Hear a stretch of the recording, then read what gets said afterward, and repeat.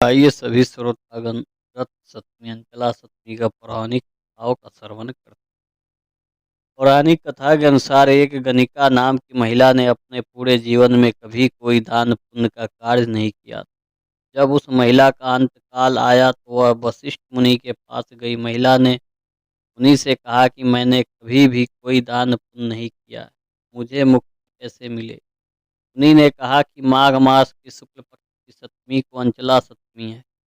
इस दिन किसी अन्य दिन की अपेक्षा किया गया दान पुण्य का 1000 गुना प्राप्त। इस दिन पवित्र नदी में स्नान कर भगवान सूर्य को जल दे और दीप दान करे तथा दिन में में एक में बार बिना नमक के भोजन करे। ऐसा करने से महान पुण्य की प्राप्ति होती है। गणिक ने वशिष्ठ मुनि द्वारा बताए गए हर बात का सप्तमी के दिन व्रत और विधि पूर्वक कार्य किया। कुछ दिन बाद गणिका ने शरीर त्याग दिया और उसे स्वर्ग के राजा इंद्र की अप्सराओं का प्रधान बनने का सौभाग्य प्राप्त। माघ शुक्ल सप्तमी से संबंधित कथा का उल्लेख पौराणिक ग्रंथों में मिलता है। इसके अनुसार भगवान श्री कृष्ण के पुत्र सांब को अपने शारीरिक बल पर बहुत अभिमान हो गया। एक बार दुर्वासा ऋषि भगवान श्री कृष्ण से मिलने आए। वे बहुत अधिक दिनों तक करके आए और इस कारण उनका शरीर बहुत दुर्बल हो गया। शाम्ब उनकी दुर्बलता का मजाक उड़ाने लगा और उनका अपमान भी किया। इस बात से क्रोधित होकर दुर्वासा ऋषि ने शाम्ब को कुष्ठ होने का श्राप दे दिया। शाम्ब की यह स्थिति देखकर श्री कृष्ण ने उसे भगवान सूर्य को उपासना करने को कहा।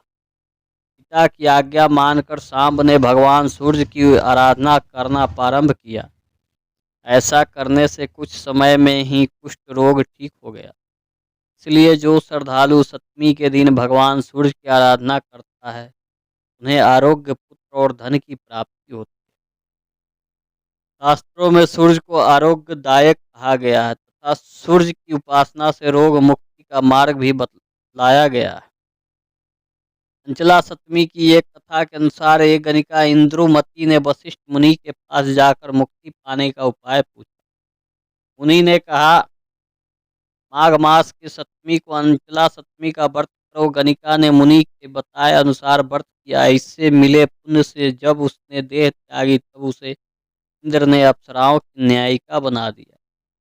एक अन्य पौराणिक कथा के अनुसार भगवान श्री कृष्ण के पुत्र सांब को अपने शरीर की बल और श्रेष्ठ बहुत अधिक अभिमान हो गया। सांब ने अपने इसी अभिमान वश होकर दुर्वासा ऋषि का अपमान कर दिया। दुर्वासा ऋषि को शाम की धूर्तता के कारण क्रोध आ गया। इसके पश्चात उन्होंने शाम को हो जाने का श्राप दे दिया। भगवान श्री कृष्ण ने अपने पुत्र शाम से सूर्य भगवान की उपासना करने के लिए कहा। शाम ने भगवान श्री कृष्ण की आज्ञा मानकर सूर्य भगवान की आराधना करनी आरंभ कर दी, जिसके फलस्वरूप सूर्य नारायण की कृपा से उन्हें अपने कुष्ठ रोग से मुक्ति प्राप्त हो गई।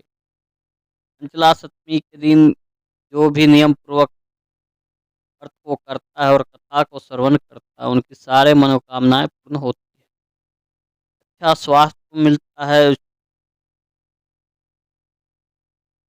प्रेम से बोलिए सूर्य भगवान की।